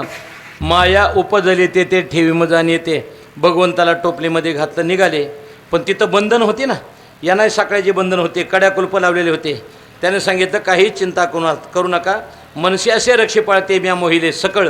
तिथली बंधनं सगळी त्या ठिकाणी गळून पडतील, दरवाजे उघडतील. उघडले, भगवंताला घेऊन त्या ठिकाणी निघाले. मी एक गोष्ट आवर्जून सांगेन, जगातली एखादी गोष्ट दाखवायची असेल तर वडील त्या ठिकाणी स्वतः दुःख सहन करतो, पण आपल्या मुलाला मात्र दुःख होऊ नये याची दक्षता घेतो. होय का नाही बोला, बरोबर आहे ना? एखाद्या मुलाला नोकरी जर लागायची असेल, त्या संस्थेवाल्याने जर 5-25 लाख रुपये त्याच्या नोकरीकरता मागितले, तर वडील काय करत असतो आईला माहिती नसतं. वडील काय करतो, मोठमोठ्या लोकांकडे जातून तो म्हणतो आमची मळ्यातली 2 एकर जमीन तुम्ही गपचूप लिहून घ्या, पण आमच्या बाळासाहेबाला नोकरी लागायची, तेवढे 25 लाख रुपये तुम्ही व्याजाने द्या. होय का नाही, म्हणतो का नाही? मग मला सांगा ना, ज्या आईबापानं तुम्हाला त्या ठिकाणी 25 लाख रुपये आणले, त्याचं व्याज भरलं, अंगावर फाटके कपडे घातले, बनेन त्या ठिकाणी 10 ठिकाणी फाटलेलं होतं, आम्ही म्हणायचं अहो बाळासाहेब ते कपडे घाला ना, ते बने नवन घ्या ना, चप्पल चांगली घ्या ना. ते म्हणायचा एकदा महेशला नोकरी लागली की आपलं त्या ठिकाणी गंगेत घोडं नालं. मला सांगा ना, वडील काय करत असतो, किती दुःख सहन करत असतो, पण वडील मात्र 2दा रडतो बघा. 2दा. एकदा कधी, मुलगी ज्या वेळा गळा पडते वडिलाच्या आणि येते बरं का म्हटले की कसाही वडील असू द्या, 100% तो रडायला चालू करतो का नाही? मुलीनं गळ्यात पडावून विचारावं बाबा येऊ का म्हटलं की वडील त्या ठिकाणी रडत असतो. मी नाना प्रत्येक केताना सांगतो, याची पुनरावृत्ती होईल. आपल्याला मुलगाही असावा आणि आपल्याला मुलगी असावी. तुम्हाला मनातून फक्त बोला की तुम्हाला मुलगा झाल्यानंतर जास्त आनंद होतो का मुलगी? हां काय झाल्यानंतर? जरा सामुदायिक बोलला मोठ्या. काय झाल्यानंतर? नाही मुलगा पाहिजेच. मुलाशिवाय आपल्याला व्यवस्थित हाताखालून दुसरं कोणी काढू शकत नाही. आपल्याला मुलगा पाहिजेच, त्याच्याशिवाय आपल्याला जमणारच नाही. त्याच्याशिवाय दुसरं कोण काढणार आहे आपल्याला हाताखालून? मला सांगा ना तुम्ही. अरे दुर्दैवी लोक आहेत. मुलगा असावा ना, असावा, पण तो कसा असावा? महाराज त्या ठिकाणी म्हणतात पुत्र व्हावा ऐसा गुंडांजाचा तेही लोकी झेंडा. 100 पुत्र होण्यापेक्षा 5च व्हावे, 5 होण्यापेक्षा एकच व्हावा, पण कुळाला सांभाळणार. आज मी कितीतरी, मला काय सवय लागली नाना मला माहिती नाही, या 5-6 वर्षामध्ये जिथं वृद्धाश्रम असेल त्या ठिकाणी मी मुद्दाम भेटी द्यायला जातो. आणि मी माझ्या लेकराचे वाढदिवस करताना मुलाचा वाढदिवस मुलीचा वाढदिवस माझ्या वडिलाची पुण्यतिथी ज्या दिवशी असेल त्या दिवशी मी स्वतः पंढरपूरला मातोश्री वृद्धाश्रम म्हणून बघा गोपाळपूरला तनपुरे महाराज यांनी आश्रम काढलेला आहे. तिथं 40 महिला आहेत आणि 15 तिथं पुरुष आहेत, म्हणजे जवळजवळ 55 ते 60 लोक आहेत. आम्ही काय करतो दरवर्षी ज्या दिवशी वाढदिवस आहे त्या दिवशी 5,000 रुपये तिथं द्यायचे आणि तिथं त्या लोकांना जीव घालायचं. मला तुम्हाला विचारायचं आहे, समुद्रावर पाऊस पडून काही उपयोग नाही. ज्या ठिकाणी पेरणी करायची तिथं पाऊस पडला पाहिजे. ज्यानं 2दा जेवण केले त्याला खा खा काय म्हणता, त्याला अजीर्ण होईल आणि त्याला 2 गोळ्या खाव्या लागतील. ज्याच्या पोटात अन्न नाही ना त्याला तुम्ही खाण्याचा आग्रह करा, 100% तो तुम्हाला आशीर्वाद दिल्याशिवाय राहणार नाही. हे तुम्ही लक्षात घ्या. तुमचे वाढदिवस वृद्धाश्रमामध्ये किंवा कत्तलखान्यामध्ये जाणाऱ्या जिथं गायी साठवल्या जातात तिथं जा आणि आपल्या लेकरांचा वाढदिवस 1,500 कडबा द्या, 200 कडबा द्या आणि तिथं तुमच्या लेकरांचे वाढदिवस साजरे करा. गाय या जगामधली गाय आणि आपली असणारी माय बाप हे सगळ्यात मोठं दप्त. ज्याच्या दारामध्ये गाय आहे आणि ज्याच्या घरामध्ये माय बाप आहेत ना त्याच्या घरामध्ये कधीही काही कमी पडणार नाही. आज वर्तमान काळामध्ये सगळं आहे, पण कितीतरी लोक आज कीर्तनात सांगतो मी इथं, कितीतरी लोक आज वर्तमान काळामध्ये आईबापाला बोलत नाहीत. मी बोललेलं पडते तुम्हाला? आईबापाला न बोलणारे असे काही दुर्दैवी लोक आहेत. माझं एक मत आहे, या महाराष्ट्रामध्ये सगळ्यात भाग्याचा दिवस कोणता? ज्या दिवशी महाराष्ट्रातले सगळे वृद्धाश्रम बंद पडतील त्या दिवशी वारकरी संप्रदायाचा भाग्याचा दिवस, सगळ्यात मोठा भाग्याचा दिवस. बाकीचं काय करणार आहे? अहो बाकीच्या तीर्थाला जाण्याची गरज नाही. सगळ्यात मोठं जर तीर्थ कोणतं असेल तर सकळ तीर्थाची धुरे जे का माता पितरे तया शेवेशी किर शरीरे लोन केजे. ज्ञानोबराने किती गोड उदाहरण दिलं. मी कुठून बाजूला गेलो, भगवंताला डोक्यावर घेतलं आणि ज्यावेळेला ते निघाले. बघा 2 व्यक्ती अशा जगामध्ये की त्या दोघालाही वाटतं की आपल्या पुढचा व्यक्ती आपल्यापेक्षा मोठा व्हावा. कोणाला वाटतं? गुरुजीला वाटत असतं की आपला शिष्य आपल्यापेक्षा प्रसिद्धीला जास्त यावा आणि आपल्यापेक्षा मोठा व्हावा. आणि वडिलाला वाटतं आपला सुद्धा पुत्र आहे ना तो आपल्यापेक्षा मोठा व्हावे वडिलाला वाटतं. आणि ज्यावेळेला ते घेऊन निघाले आणि जात असताना परिणाम असा झाला, यमुनेला पूर चढला. तरी भगवान परमात्म्याला घेऊन वसुदेवजी त्या ठिकाणी निघाले. आणि जात असताना मुलगी जन्माला आली होती.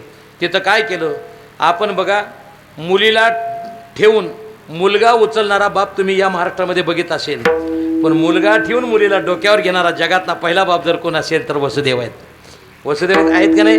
मग या प्रकारानं आपण मला सांगा, आपल्याला जर आजार असेल, आता मगापासून चोपदारानं काय चालू केले, मोठी खडी साखर ठेवली तिथं बरं का, कारखान्याचा चेअरमन पण साखर खाता येणं असं झाले माझं. विठाला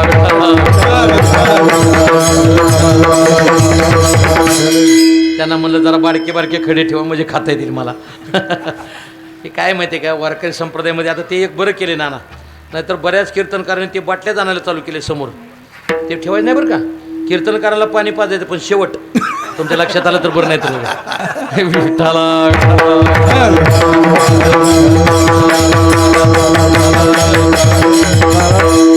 चाली ही चाली करताच असावी. किती वेळ चाल म्हणावी, काय करावी, याला पद्धत आहेत ना. आता एवढं अवघड झालं ना, काय करावं? आम्ही काय म्हणावं तर पुन्हा रस्त्याला गाडी अडवे लावतील. तू असाच म्हणला कसं काय, आहे की नाही, आहे की नाही? पण तुम्ही मृदंग कुणाकडे शिकला तुम्ही? हां, अशोक महाराज पंचाळ. आमच्या वारकरी शिक्षण संस्थेमध्ये विद्यार्थी आहेत अशोक पंचाळ, नंतर कोष्टी महाराज, एकनाथ महाराज कोष्टी, आता युवराज काका देशमुख, नंतर अरुणबुवा आपले कदम याचे विडेचे, हे वारकरी संप्रदायामध्ये फार मोठे त्या ठिकाणी मृदंगाचार्य आहेत. आपण एक लक्षात ठेवायचं. तसं महाराज त्या ठिकाणी म्हणतात, भगवान परमात्म्याला ज्यावेळेला तिथं गेले, ठेवलं आणि ठेवल्यानंतर मुलीला डोक्यावर घेतलं आणि परत निघाले. जाताना त्या मुलीनं रडायला तिथं सुरुवात केली. रडे माया करी आकांत नामा म्हणे उठती दूत. रडायला सुरुवात केल्याबरोबर कंसाचे सगळे सैनिक आलं. त्याने सांगितलं, चला राजाला जाऊन सांगू तुमचा शत्रू जन्माला आला. पाहिलं तर तो मुलगा नव्हता, ती मुलगी होती. तिच्या पायाला धरून उचलून खाली आपटणार. तितक्यात ती मुलगी हाताची निष्ठून गेली. तुझं लागे वधी उपजला मजादी. तू काय मला मारतोय, तुला मारणारा गोकुळामध्ये आनंदाने नांदतोय. असं म्हटल्यानंतर सगळ्याला एकत्रित बोलवलं.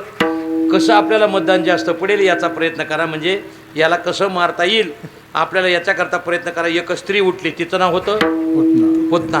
ती उठली ती म्हणली, तुम्ही काही चिंता करू नका, त्याला मारायचं काम मी करते. स्तनामध्ये विष भरलं आणि प्रत्येकाच्या घरी जायची आणि गेल्यानंतर 3-3 वर्षाची बालकं मारायची. का? रजगुण, सत्वगुण आणि तमोगुण 3 वर्ष म्हणजे याची बालक. मारायचे. यशोदेच्या घरी गेली आणि यशोदेनं तिथं विचारलं, तू कोण ग? आता हे पुढचं गात्याचं नाही बरं का, हे मात्यातले पुढचं. तू कोण ग? तर ती म्हणली, मी तुझी थोरली बहीण आहे, चुलत बहीण. मग तू आत्तापर्यंत कुठे गेली होती? ते म्हणले, दुष्काळ पडला होता म्हणून परराज्यात गेले होते. आता हे गात्यात नाही, मात्यात नाही. हां, परराज्यामध्ये गेली होती. मग सांगा ना, मग परराज्यामध्ये गेली कशा करता आली? तुला मूल झालं हे कळालं म्हणून मी इथं आले. आता इथं शब्द महत्त्वाचा आहे. तिनं सांगितलं, मुलगा झोपलेला आहे, त्याला मी अजिबात उठवणार नाही. आता इकडचा शब्द आहे का नाही मला माहिती नाही, पण लातूर जिल्ह्याचा शब्द आहे, तो सांगतो मी. मग काय झालं? तिनं म्हणले, लेकरू झोपलेले, मी त्याला उठवणार नाही. आता हे बसलेल्या आज्यासमोर बरं का, तुमच्याकडे वतल लक्षात येईल का? वतल अहो, पाणी तापवायचं असतं ना पहिलं, वतल हंडा आहे का नाही? हां, ते काय माहिती का, मग ते लेकरू झोपलेलं असतं. लेकराला कसं काय उठव? पण तितक्यात त्यानं विचार केला, सकाळी गिराईक आले आणि आपण कसं परत पाठवू म्हणून ते खेळायला लागलं. आई गुंतली कामात आणि हे लागलं खेळायला. लेकरू जर झोपलेलं असेल ना नाव घालून, तर आई सहजासहजी त्या लेकराला उठवत नाही किंवा त्याची झोप मोड होऊ देत नाही. कुणी जर बडबड करायला लागलं तर ती म्हणते, अगं नाव घालून झोपवलेलं आहे, त्याला काय मात्र तिथं गोंधळ करू नका. नाव घालण्याची एक पद्धत असते बघा, तुम्हाला पटते का बघा. ती 70-75 वर्षाची म्हातारी ती ताणलेली असते. इथल्या सोडून मंडपात्या धरून, इथल्या सोडून मंडपात्या धरून बरं का. मग ते 70-75 वर्षाची आजी आणलेली असते. आणल्यानंतर मग ते पाणी जेवढं तापवतात ना ते वतलात तिथं भांड्यात, आणि तिथं मग ती आजी हात घालते अजून कशात त्या भांड्यात, आणि भांड्यात हात घातला की लगेच पुरीला हाक मारते, ठक्के अजून एक बोकणा घाल खालून. बोकणा शब्द आला का नाही लक्षात? जवळजवळ धाराशिवून लातूरचा एकच शब्द आहे. बोकणा घाल म्हणलं की तिनं असा धरून बोकणामध्ये घालते. घातल्यानंतर ते पाणी तापलं जातं, असं कडक पाणी तापतं की काम करून करून हात असा रट्ट झालेला असतो आजीचा. ते काय पाणी लवकर कडक वाटत नाही. ते पाणी जेवढं तापलं जातं त्या लेकराला काय करतात, टाळू माकली जाते, अंगाला थोडंसं तेल लावलं जातं, आणि तेल लावल्यानंतर ते कडक पाणी त्या लेकराच्या अंगावर टाकलं जातं. पुन्हा एक प्रक्रिया असते, त्याचा डावा हात, बोला की आजी होय सुद्धा म्हणून असाली आहे की नाही, डावा हात उजवा पाय डावा हात. मला वाटतं प्रपंचाची तानातानी खरी तिथून चालू होते. असं ओढलं जातं आणि शेवटी त्या लेकराला काय असतं, प्रक्रियाचे शेवटचे कोणते, असं थोडंसं पाणी घ्यायचं आणि शेवटच्या वेळेला 2-3दा बघा त्या आजीनं हात बरोबर हलवलं बघा, असं हल्ला की नाही. मला सांगा, असं पाणी मारलं 2-3दा, ते झपके मारले की ते लेकरू झोपीत जातं. 2-2:30 वाजेपर्यंत ते उठत नाही. ती काय म्हणते म्हातारी माहिती का, कसं झोपलंय बघ. त्याला वाटतं त्या लेकराला उठावं तर पुन्हा गरम पाणी घेऊन यायची. कशाला उठायचं आपण. तेवढ्यातून वाचला जगला तर कीर्तनकार झाल्यानंतर मेला तिथंच, हे लक्षात घ्या. मी तुम्हाला कशा करता सांगतो. लेकरू झोपेतून जेवढं उठलं, पुतण्यानं ते हातात घेतलं आणि बाहेर गेली. भगवंताला पाहिल्यानंतर तिला समाधी लागली. आता कीर्तन भाग लांबीर म्हणून सांगणार नाही. गावाच्या बाहेर गेली आणि गेल्यानंतर तिनं मोठं आवाढव्य शरीर निर्माण केलं आणि स्तनपान करायला सुरुवात केली. स्तनपान करायला सुरुवात केल्यानंतर तिच्या तोंडातून शब्द निघून गेला, भगवंतानं रक्त रेत दुर्गंधी पंचप्राण खेचायला सुरुवात केली. आणि त्याला कृष्णाला सांगितलं, कृष्णा अरे आता मला सोड. हे रामकृष्ण महाराज वरबगावकरांचे शब्द आहेत. ते म्हणायचे, कृष्णाला सांगितलं. कृष्ण म्हणू लागला, मावशी तू मला सोड म्हणते, पण मी तर एकदा कोणाला धरत नाही, आणि एकदा जर धरलं तर मोक्ष दिल्याशिवाय सोडत नाही. या प्रकारानं तिला जेवढा ती गतप्राण झाली, तिच्या शरीराचा सुगंध येऊ लागला. का भगवंताच्या शरीराचा स्पर्श झाला, मग दुर्गंध कसा येईल, त्याचा सुगंध येऊ लागला. पुतण्याला मारलं म्हणून जेवढा कळालं, त्यावेळा पुन्हा एकदा सर्वांना एकत्रित बोलावून घेतलं आणि सांगितलं, आता कोण जाणार. मग एक जण उठला आणि तो म्हणला, मी पुन्हा येईन. आता लय हसू आले तुम्हाला मोठं. हां, मी पुन्हा येईल, सगळ्याला पालतं घालीन पण वरी येईन, आहे की नाही. आपला तो विषय नाही. वारकरी संप्रदायाला जे योगदान देतं ना, ते वारकरी संप्रदायाला फार मोठं महत्त्वाचं आहे. कोणाचं सरकार यावं काही यावं. मी बोलून जाऊ का नाना, एक गोष्ट बोलेल. आज जसं देशावर पंतप्रधान म्हणून नरेंद्रजी मोदी आहेत, भविष्य काळामध्ये या देशाचा पंतप्रधान होण्याचा योग जर कधी आला तर योगी आदित्यनाथ यांच्यासारखा महात्मा जन्म त्या ठिकाणी पंतप्रधान व्हावा. हे वारकरी संप्रदाय महत्त्वाचं आहे. कारण फक्कड लोकच या देशाचा कारभार करू शकतात, ज्याला कोणत्याही प्रकारचा लोभ नाही, असे महात्मेच त्या ठिकाणी या. भगवा वादळ जोपर्यंत येणार नाही तोपर्यंत हे देश सुधारणार नाही. हिंदुत्व, कट्टर हिंदुत्व जर कोणामध्ये असेल तर योगी आदित्यनाथ सारखा महात्मा पुन्हा या देशावर पंतप्रधान त्या ठिकाणी झाला पाहिजे. का यांच्यानंतर यांचं वय झालं ना तर तसला फक्कड महात्मा आला, 100% हिंदुत्व या देशात टिकल्याशिवाय राहणार नाही. ही गोष्ट फार महत्त्वाची. मी कोणत्या पक्षाचा नाही, पण ही गोष्ट महत्त्वाची वाटली म्हणून मी कीर्तनामध्ये त्या ठिकाणी बोलून गेलो. ज्यावेळा तिथून ते निघाले, सोवळं घातलं, शरीरावर जानू घातलं, कपाळाला गोपीचंदनाचा टिळा लावला, गळ्यामध्ये शुद्ध तुळशीची माळ घातली, हातामध्ये पंचांग घेतलं आणि सांगायला ज्यावेळा निघाले, प्रत्येकाच्या घरी जायचे आणि गेल्यानंतर तिथं भविष्य सांगायला सुरुवात करायचे. काय भविष्य सांगायचं? तुमचा मुलगा मूळ नक्षत्रावर जन्माला आलाय. कोणाला? कृष्णाच्या घरी. बसायला पाठ, टेकायला पाठ, पंचांग ठेवण्याकरता पाठ ब्राह्मण काकाला दिला आणि त्याने सांगायला सुरुवात केली, तुमचा मुलगा मूळ नक्षत्रावर जन्माला आलाय, त्याला 7 फूट खड्डा खोदून त्याला पुरून टाका. हे मांडीवर आईचे ऐकत होतं. ते म्हणजे थांब जरा 12 वाजे 12:30 तुला दाखवतो कसं काय असतं ते, आहे की नाही. असं म्हटल्यानंतर ते ऐकत होतं. तितक्यात याचं सांगणंच बंद होईना. ते म्हणला, मग ती म्हणले का हो, आत्ता तर गर्ग येऊन गेले, त्याने तर सांगितलं 42 कोणाचा उद्धार करील. ते म्हणले गर्ग भविष्य सांगण्यात चुकला. हे महाराजांचं प्रमाण आहे. आता काय करावं? मग भविष्य सांगण्यामध्ये चुकला, स्वतःचं निंदा केली, भगवंताला बरी वाटली, पण भक्ताची निंदा केलेली भगवंताला कधीही सहन होत नाही. लगेच बसायला दिलेला पाठ, टेकायला दिलेला पाठ, पंचांग ठेवण्याकरता दिलेला पाठ, त्या पाठाला आज्ञा दिली, सांगितलं आता याची विटंबना करा. विठ्ठला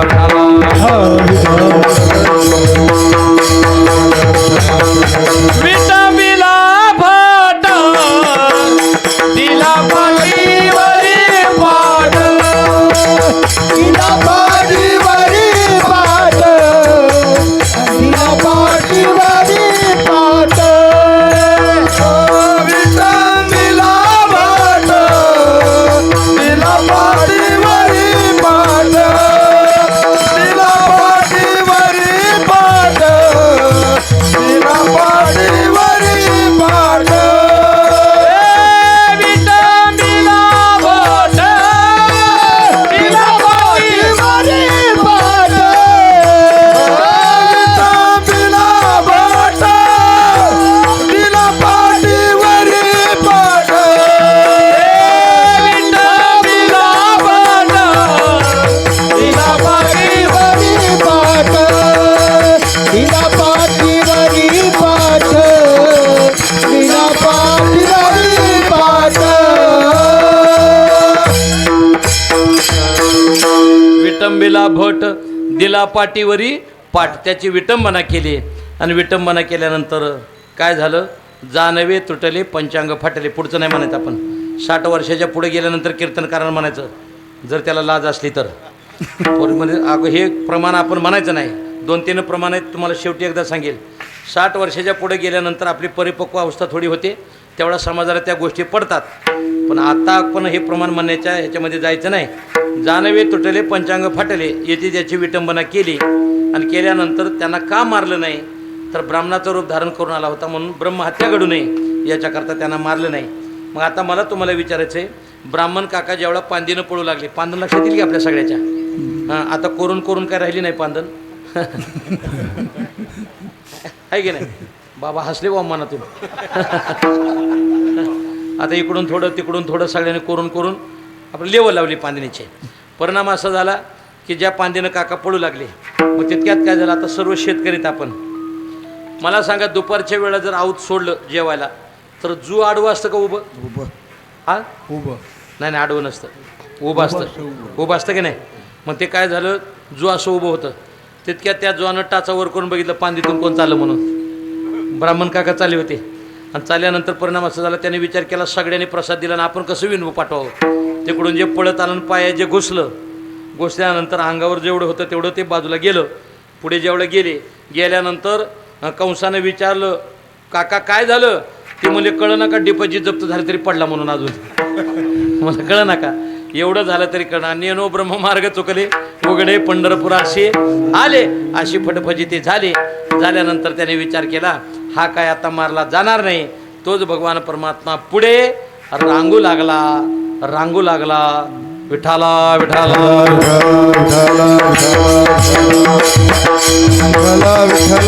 तळवे तळहात टेकीत, तळवे तळहात टेकीत, बुडगाड रांगत, बुडगाड रांगत.